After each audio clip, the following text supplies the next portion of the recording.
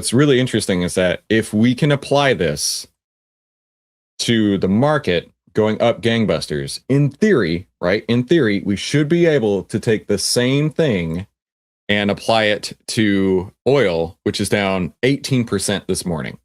Okay. But we flip it on its head. I'm honestly really excited. I hope that this does lead to something. So we're looking at the Taste Trade platform here, and there's a few things to emphasize. First and foremost, anytime there's some kind of escalation or some kind of deadline, or we'll call it a binary event on the Taste Live network a lot, I want to see what the implied volatility is for that day. So regardless of whether it's a Fed announcement, a CPI report in the morning, whether it's something like this, whether it's an earnings report, there's always going to be an implied volatility associated with that event. And we can clearly see that in the SPX markets. So what does implied volatility mean? So historical volatility tells you how much the stock has actually moved in the past. Implied volatility is the option market's way of pricing in potential, and I hate the term pricing in, but that's what it's doing, pricing in potential moves of volatility in the future. And when implied volatility is elevated, options get more expensive. That's your extrinsic value that explodes as the implied volatility increases. That's Vega. That's that Greek right there is Vega. And this happens before earnings, before CPI reports, like you were saying. Things of big potential market movers. We don't know what's going to happen. So they will juice up the Vega. They will juice up the implied volatility because we have no idea what that looks like. But they're basing it on some sort of historical volatility plus a factor, right? Whatever that factor may be. And we don't get to decide that. The market makers get to decide that. So SPX is your cash settled index. It is an options trading vehicle. It is immensely liquid. And I use it all the time just to get a gauge of what to expect for something like this. But the first thing I'm looking at, and the one thing I'm looking at here, is the 1 day implied volatility in SPX. We're seeing Now, the reason that you would want to go with 1 day is because this, remember, at the time, this is recorded the day, or I guess the hours before the Trump deadline. So this is going to be the most impacted versus like if earnings were coming out right here. Now, this is the SPX. I know there's not earnings, but go with me here.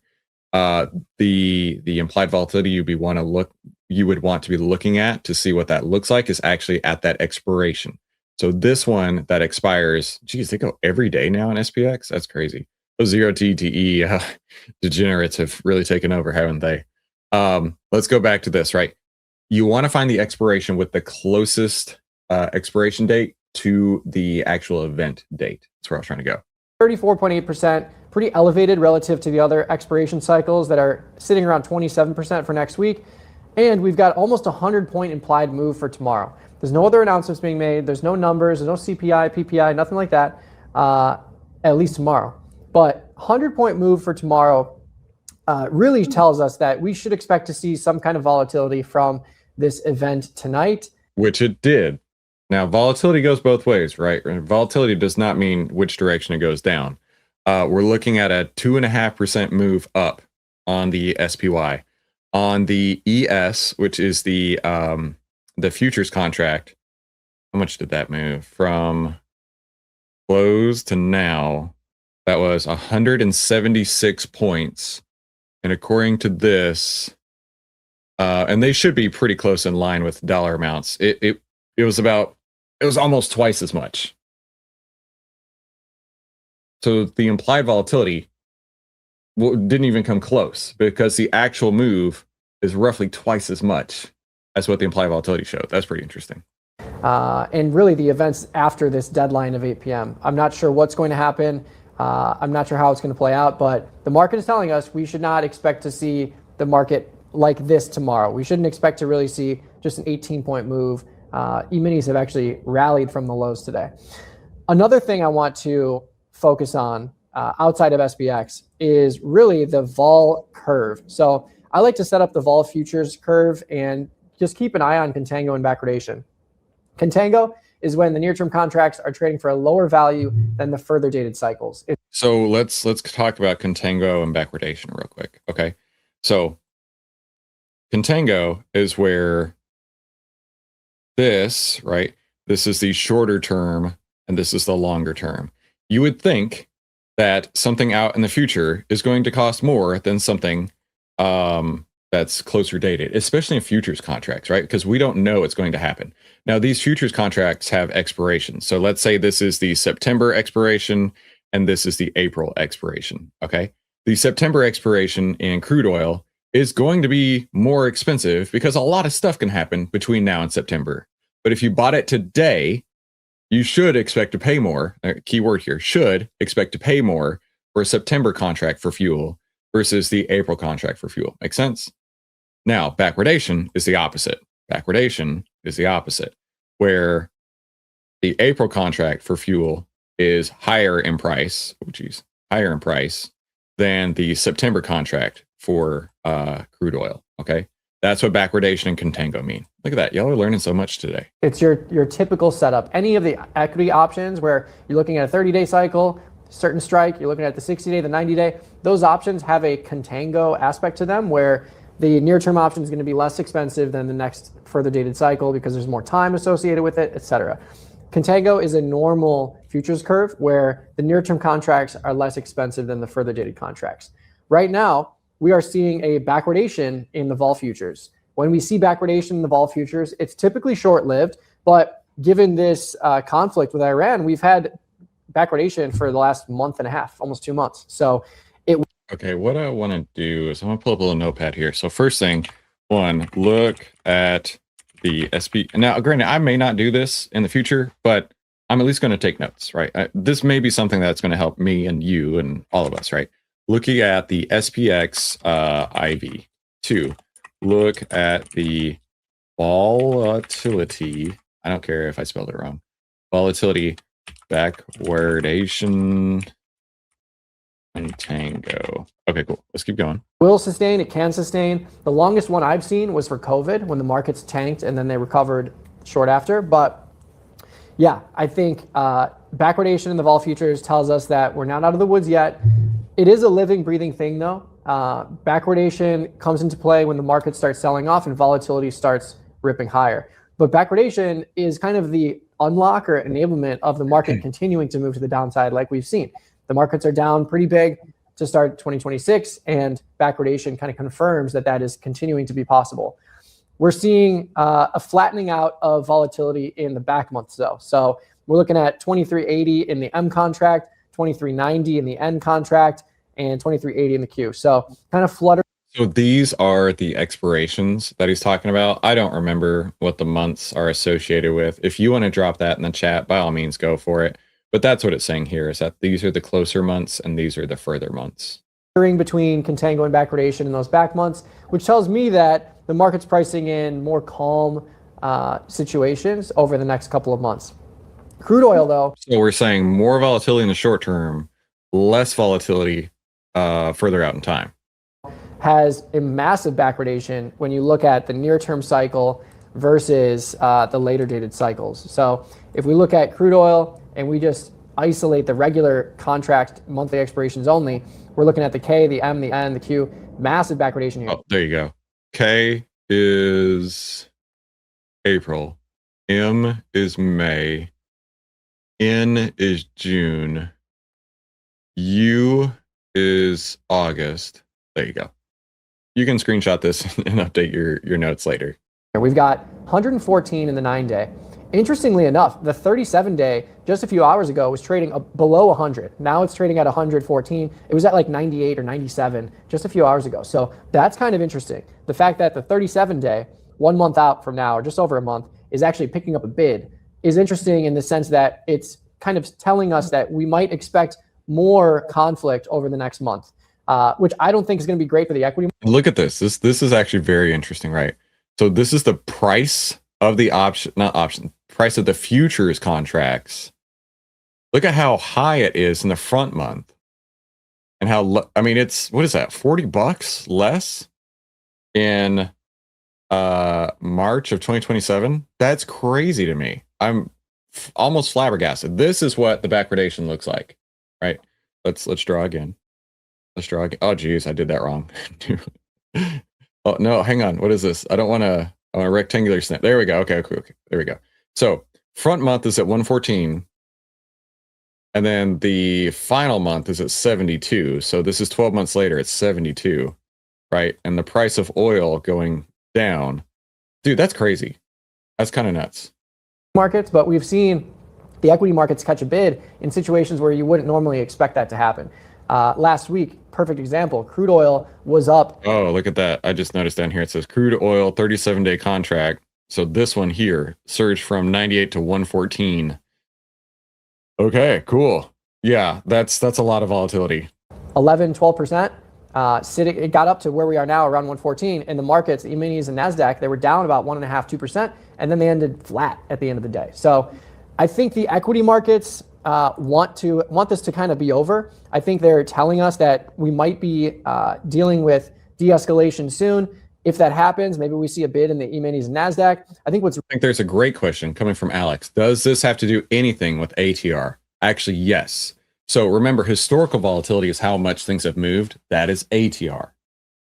Implied volatility is how much market makers are expecting or things should move. And we just saw a couple minutes ago how the S&P went twice as high as the implied volatility showed. So that's their best guesstimate, best forward estimate, best forecast, I guess you could say, of what the volatility looks like.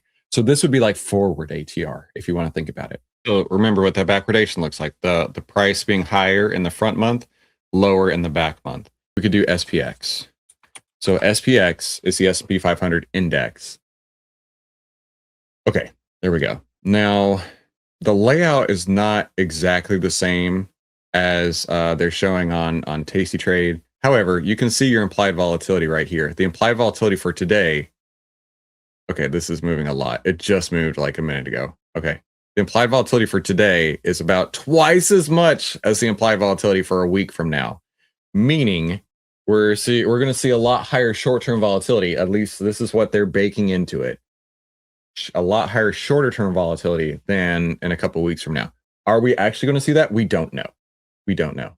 Okay, I may not have futures enabled in this account because I don't normally trade them, so that could be the issue. But that's what we could do. USO for the US oil fund, and you can see here similar implied volatility, just unbelievably high. But that doesn't give me the actual oil price, which is what I'm looking for. But you can see the implied volatility is exactly what he's saying here, which is super high, elevated implied volatility, 104 implied volatility. If I'm not reading that incorrectly, which I'm sure I'm reading that incorrectly, that would be like 104% of a normal move. Historical volatility, that's what the HV is right there, is 103. And it's not exactly updating it. Oh, there it goes in real time. Yeah, you can see how the implied volatility for December 18. So all the way in December is half of the implied volatility of today. Don't tell me what to do, Don. Ooh, wait a minute. Backlav says we can see these curves in TradingView. Speak me the gospel of Backlav. By the way, everybody needs to pay respect to Vaclav in the chat. Vaclav, I love smart people, and Vaclav is like at the top of my I love smart people list. So thank you, Vaclav. Teach me, oh wizard. I need to know. There's a forward curve in TradingView for more info. Show changes also. Tell me what to do. Tell me what to do. Tell me what to do. Vaclav, right column with the info has curve below news, and there's more info button. Okay. Let's go over to here. ES1, that's your futures contract for the S&P 500. We're gonna do this guy, right? I'll make this more bigger. This button.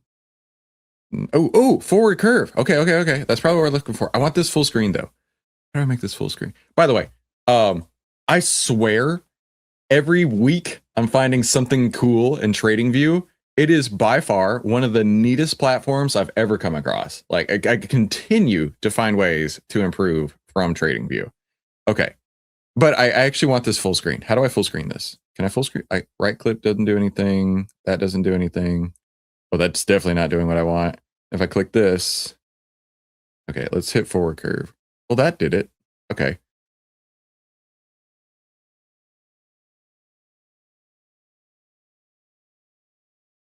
Okay, so this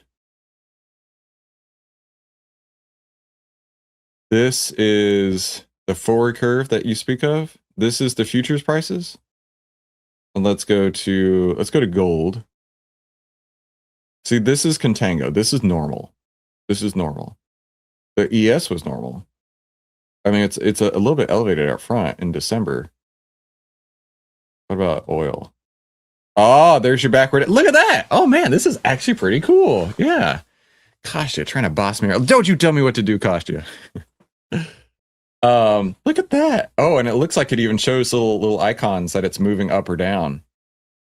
That is cool. Backlab, I like this. Thank you, my friend. Always coming through, Backlab. So, okay. This could have looked very different yesterday. And that's kind of what he was showing on the options options chain right here.